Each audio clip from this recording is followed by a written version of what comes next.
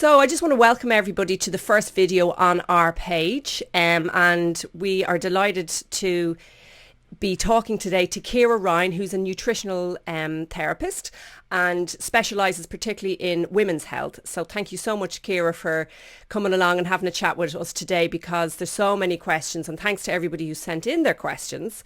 And what I was going to say was, I'm sure, Ciara, you have a billion things to say about this topic. So if I let you kind of talk, and obviously knowing me, I won't be able to keep my mouth shut, so I'll probably interject a few times.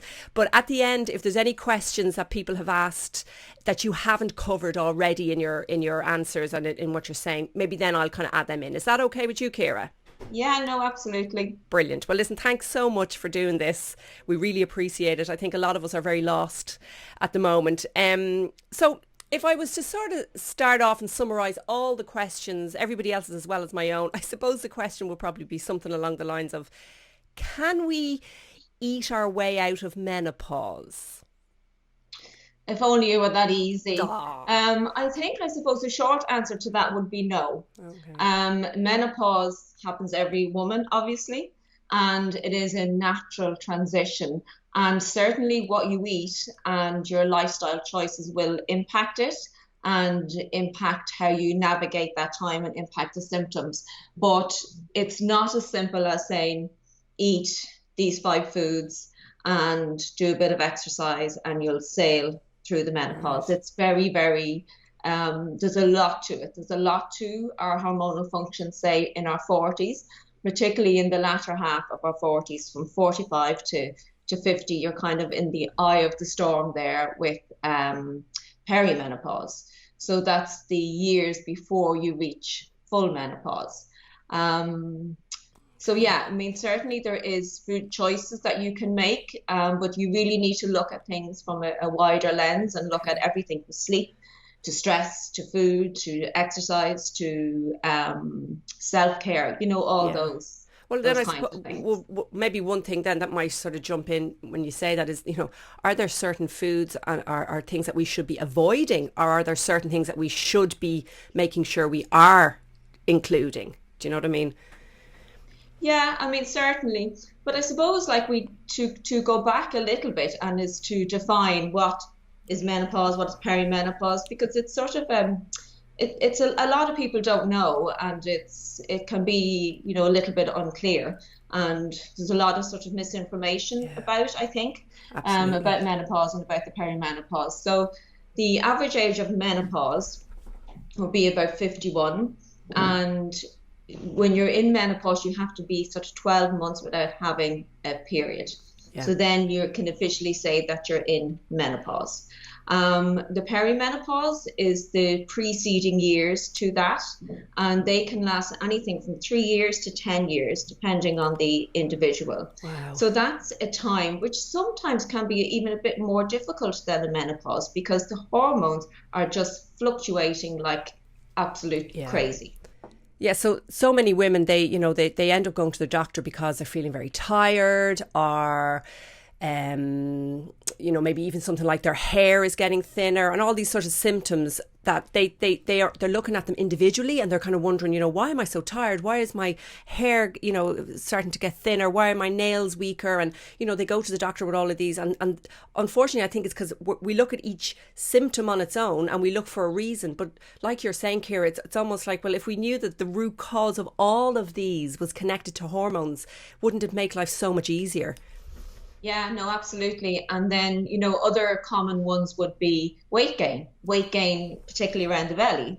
And no matter what they do, they can't shift Yeah, it. yeah, Or it could be just things like just low mood, just suffering from, quite low mood and lacking confidence and all those kinds of things that yeah, you don't necessarily associate with, oh, that's because, my hormones are in a bit of disarray. yeah, Um, and you have to remember too that all the hormones are interconnected.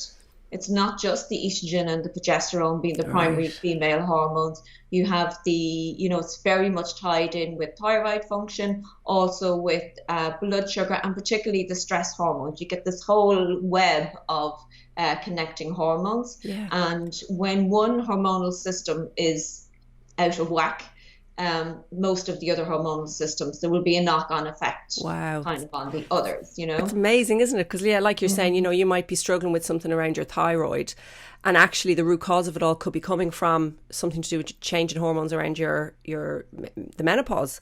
Can, Yeah. just on that note, can you explain what exactly is happening in your body when you are kind of coming into perimenopause and approaching menopause? What's going on in there? So what happens is that your estrogen levels and also your progesterone levels, but mainly your estrogen levels, just start to decline. The ovaries start to produce less estrogen. And you have to remember that estrogen is like the oil that keeps a woman's body running really smoothly. It's a very, very important hormone, and it just gradually begins to reduce in the amount that's produced by the ovaries. And then you can start, your cycle can be a bit longer than normal. You can skip a few periods, that kind of thing. Yeah. Um, but in the sort of the preceding years, there's very much can be very much crazy fluctuations of hormones before they begin to kind of tailor off for good. Okay. So is that the time when kind of, the stereotypical mood swings and stuff like that it happens? Yeah, or Ah, like heavier bleeds, for example. yeah. Um, or like you never know when your period is coming. You can have short Yes. cycles. Some women can skip a period every now and then. Your body temperature can change, and you can get very, very just sweaty at night or sweaty or in the lead up Like to now, period. Kira, like now. Yeah. Wow. Yeah. So it's your body's just, it's completely kind of chaotic and going through periods of just being all erratic. Yeah, for some Wow. women. Now you have to understand as well. Yeah. Not every woman will get that. Yeah. Not every woman will get it really bad. Everybody's different. Yeah. Everybody really is different when it comes to Yeah. hormones. So for many women, you're saying that, they may almost sail through this period maybe until they reach maybe menopause, or do some women even sail right through and never ever realize that there's been a change going on? I've heard that. Yeah, I've Wow. heard like some people. I would have come across some ladies in my clinic that kind of go like just sail through it, which Wow. is really, really good. Great. Brilliant. Mhm. And for us less fortunate women who I would imagine are all screaming at their computers now, just thinking, oh, I wish I was them. Obviously then for people who don't sail through and who struggle through and who are really like, almost pulling themselves through this experience. What is it that we need to be looking out for? Such as, what are the kind of maybe the earlier signs, and then what are the ways that we can maybe manage them, like you're saying there about through our lifestyle changes and stuff like that. So what Yeah. what can we be So doing? let's look at the food then first. Okay. Um, so what you eat and how you eat is very important for everything, obviously, but for energy and for managing this sort of transition or this stage of life. There's no one food that's going to be the thing that makes the difference. So, but you do need to look at food. So, certain foods that are very good for the liver, because the Okay. liver is always involved with hormones and estrogen metabolism. So thinking foods like your cruciferous vegetables, so that's your broccoli and your cauliflower and your kale and your cabbage, those foods. Also the sulfurous vegetables, so garlic, leeks, and onions. So all of those would be important foods. Think as well for general um, foods like say green tea would be is quite a good Yeah. one. Foods that are really highly pigmented, so berries, tomatoes, All right. peppers, plenty of fiber, which is really important again for metabolism of hormones. Making sure that you're not constipated, that's a very important one as well. Those elimination channels need to be Yeah. clear. You always have to think of your gut bacteria when it comes to hormones as well, so including fermented foods, so things like kefir, for example. Um, What's that? that can be very good. So What's kefir, kefir? it's like a fermented dairy product, and you can make your own kefir, or you can buy it in the shops, Okay. and it's full of really healthy bacteria. Now, can you And buy those this in any shop, or is this somewhere that you need to, you you can know, get it, yeah, you can get it track in a for? lot of the supermarkets now. I've Okay, seen it okay. in Tesco, Dunn's, Oh, I think I M&S. saw it in Tesco's. Yes, Mm. a while ago. Yeah, It's Keifir.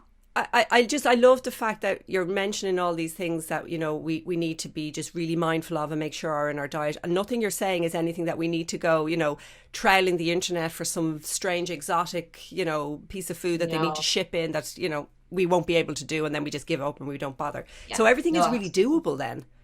Yeah, and think as well of your omega-3 fats. So, and a lot of women would be really phobic about even the healthy fats because they're higher Yeah, calories and because there might be this amount of sins or this amount of points or whatever. yeah, But we do need those now yeah, more than ever. So your avocados and your walnuts, your flax seeds are really, really good for yeah. hormonal function. Your chia seeds, your oil-rich fish. So your mackerel and your sardines and your salmon, those kinds of foods are very important. And then like foods like your pulses. So these are also what's called phytoestrogenic.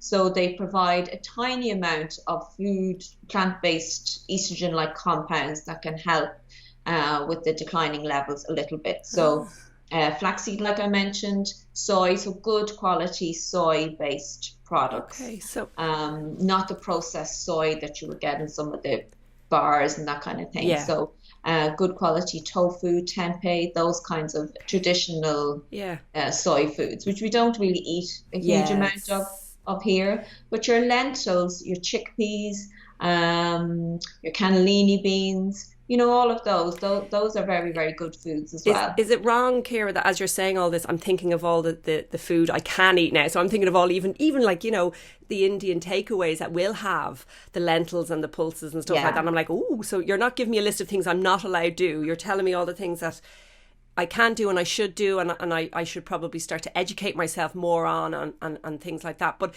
then I suppose it brings us to the area of what shouldn't we be doing, which I think we all don't like being told what not to do, but let's be really honest here. And the one that springs to mind, and is one that few people messaged me, was alcohol.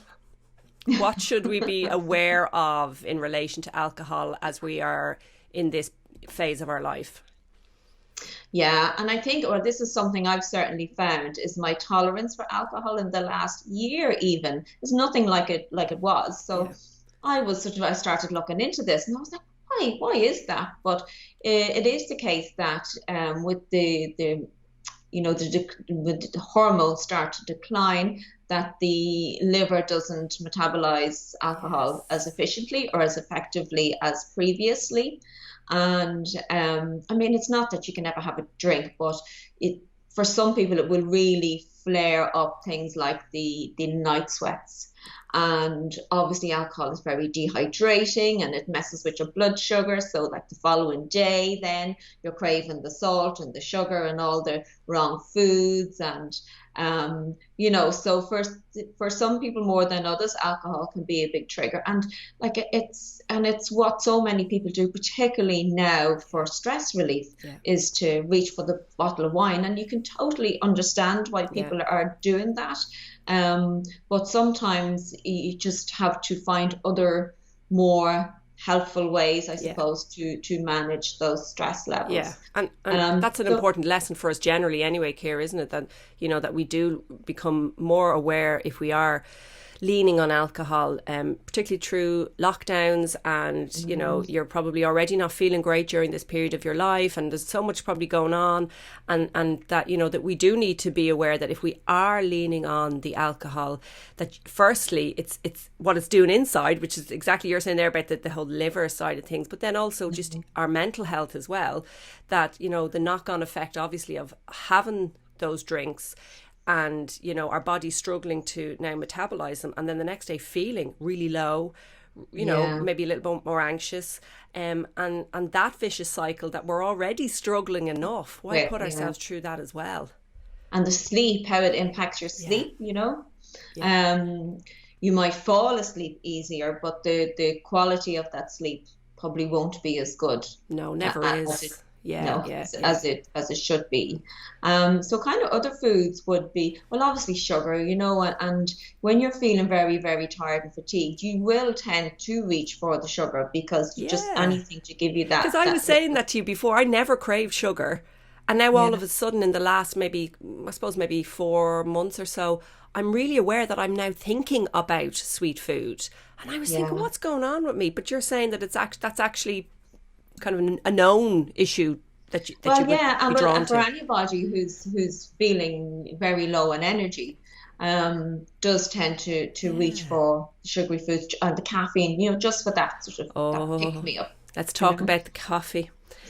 I know myself, like in the mornings, it's the first thing I do, and it's like I can't actually start functioning till I have it.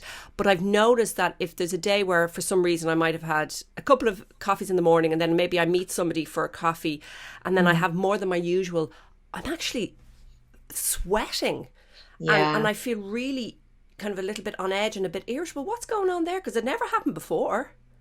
Yeah, again, it's like I think it's the coffee. Caffeine does have to be metabolized by the liver as well. Oh, okay. And I mean, I love my coffee myself, but there's a kind of a happy medium, I think, when it comes to coffee. So like a couple of cups in the earlier part of the day, I think is fine. But if you're using coffee to literally keep you going throughout the Yeah, day, then you yeah, might have to look at a little bit deeper yeah, as to what's going on. And caffeine again is one can be one of the triggers for hot flushes for some people. Um, and yeah, overdoing the caffeine, it pushes up the stress hormone, so that can leave you a bit jittery. And I yeah, know myself, if I have, and I think it's always a nice idea if you're drinking coffee, get the best coffee that you can, make a little ritual of yeah. it, like I get love your that little idea. coffee machine or your little kind of French press thing, get a nice organic coffee and really, really enjoy it. Yeah. But I find if I drink coffee in the later part of the afternoon, it actually makes me feel tired, Oh, really? which is crazy. Yeah, it makes I just get an awful energy slump Okay. and can feel a little bit nauseous. It's some of So this in our head, though. We tell ourselves, I'm feeling tired. What do I need? And we immediately go to the things like the stimulants, like the coffee, the sugar, and all those things. But like what you're saying is you're actually adding to the problem, not supporting the problem.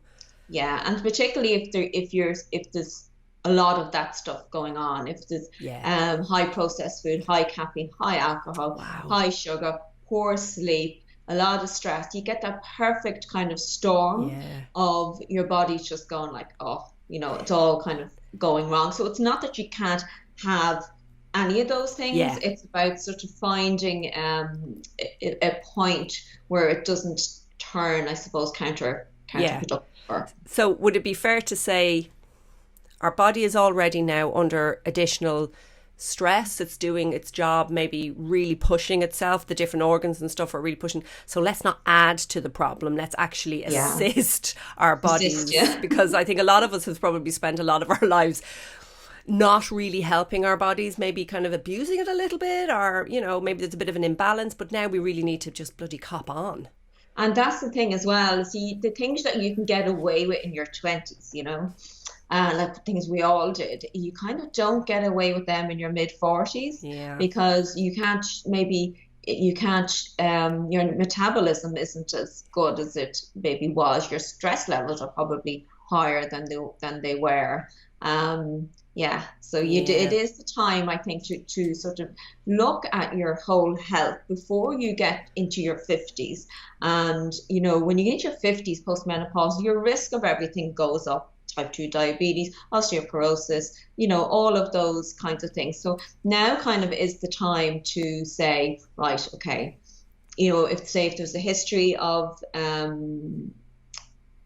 say diabetes, whatever in your family, Yeah. this is the time where you want to be kind of Yeah. looking at your diet and lifestyle around that, or looking after your bone health, all Mm. of those kinds of things. That was something that I was just going to ask you.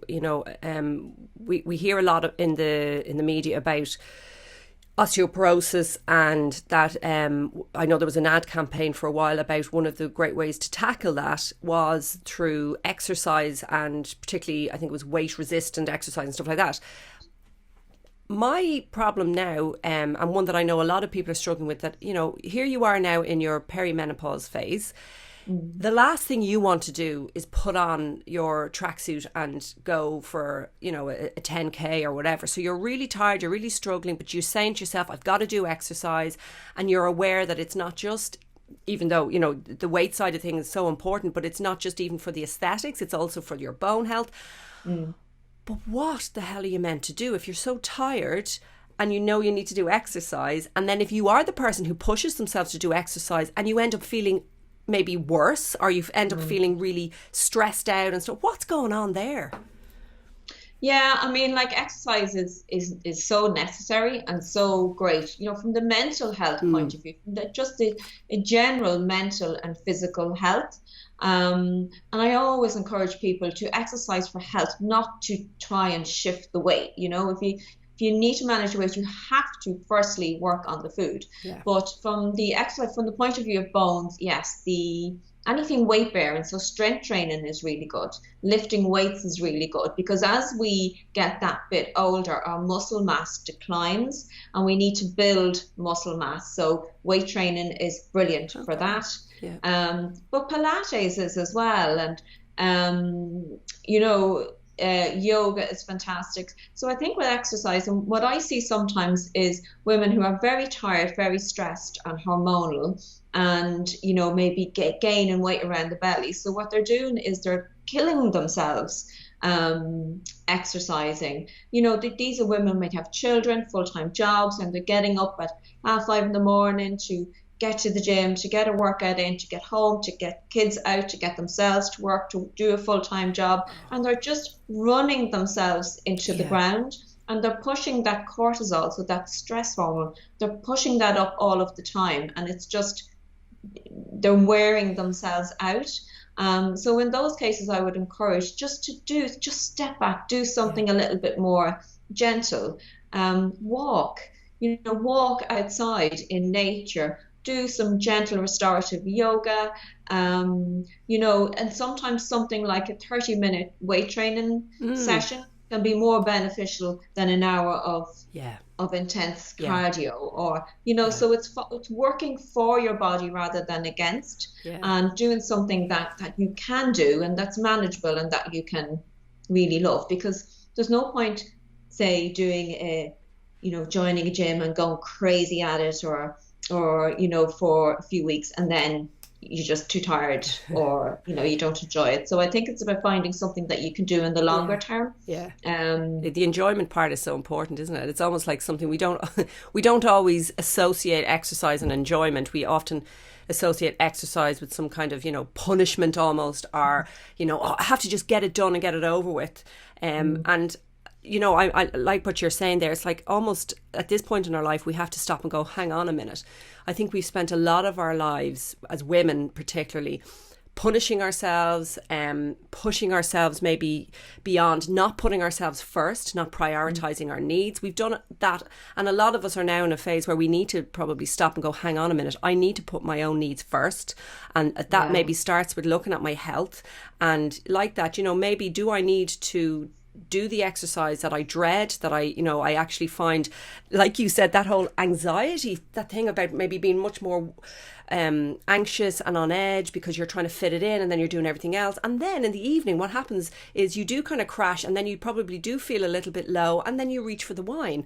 And it's like that vicious cycle, that kind of, so maybe we do all need to just stop and go, what would it be like to be kinder to ourselves and approach everything from a perspective of what is actually the best for me now, and gentler, for some people kinder. it is cardio or running or really tough sessions in the gym. For some women that just suits them and they love it. But if you have an inkling that it doesn't suit you, then it doesn't suit you, and it's time to maybe, and you're not just being lazy.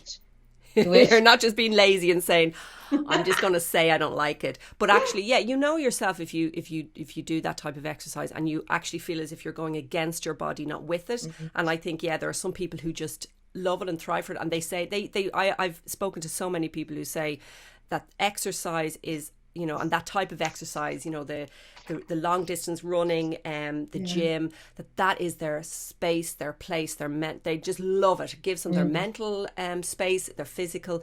And then there are people who, that is torture, that is hell.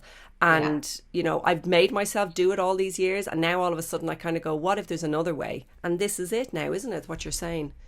Yeah, yeah. Yeah. Listen to our Everybody's different, bodies. you know, we really, really are. But I think when you mentioned there, like just to a bit of self-care. So, and it's not to feel guilty to spend a bit of time by yourself or on yourself or, you know, that kind of thing. We're at this kind of age group, a lot of us are just running around like crazy, juggling so many things. Yeah. And, you know, from your perspective, are supplements something that we should be looking at this point? Or is it a case of, you know what, focus on your diet first? Or like, where do we go? Because there's so many supplements being thrown at us through the media. Yeah, there is. And there's so many products out there now, some of which are fabulous, some of which are maybe not so good. Yeah, I mean, I do use supplements myself and in my work also. But I very much tailor the supplement to the individual. There are some that are targeted to kind of perimenopause, menopause, that maybe, you know, they would have different kind of isoflavones in them, B vitamins, which are kind of good for energy. So you can get some good products, and it's always worth just trying them for a couple of months and see, do they help with the symptoms. So sage can be very good if the flushes and sweats are quite bad. Vitamin D is an important one for bone health. We all should really be taking vitamin D, say from Halloween to Patrick's Day, those darker months of the year. Vitamin D is important, very important for mood as well. I'm a big fan of B complex B vitamins, very good for stress support and just for general for energy. Magnesium is another really, really good mineral that a lot of people are deficient in, and it's very calming, very relaxing, and it's, you know, it's there's nothing in the body that magnesium is not used for. And it can help with sleep. Certain types of magnesium are very good for winding down at night and helping with sleep. Maca one is a good one as well. MACA. Maca can be very good for some of the menopausal symptoms, and very good for increasing libido and energy and all of that kind of thing. But like any of these supplements, you need to check for contraindications with any medication that you are taking, you know. So you do definitely need to check that. Gosh, this is such a complex area, and yet, you know, isn't it amazing how, you know, pretty much every woman is going to go through this, and yet we know bloody nothing about it. And then all of a sudden, bang, we're in it, and we're all kind of going, I didn't know that these things meant this, and I didn't know I was meant to do this, or I could have done this, or I shouldn't do this. It is a minefield, and I know from what people have shared with me that a lot of people are feeling very lost, very overwhelmed, which is why, you know, when people like you then will step up and offer this kind of guidance, it's absolutely It's because I'm there myself. We're all united in this. Well, look, and I think like there's loads about you know, pregnancy and have a healthy pregnancy and how to look after yourself in pregnancy, what goes on around pregnancy. But I think at the opposite end of the childbearing spectrum, we're just sort of, you know, you get into the mid 40s and you're like, right, that's you're just sort of pushed aside almost. Completely. And it's the kind of time where you have to sort of figure it out yourself a little bit. Yeah, and that's find what works. And in some ways, I think, you know what, women are really great at just putting their head down and doing just that, getting the information and you know, brilliant. But at the same time, there's a bit of me that kind of just thinks we shouldn't have to. This should be something that is educated for women and men as well, because I think, you know, men need to know how they can help support us and understand us.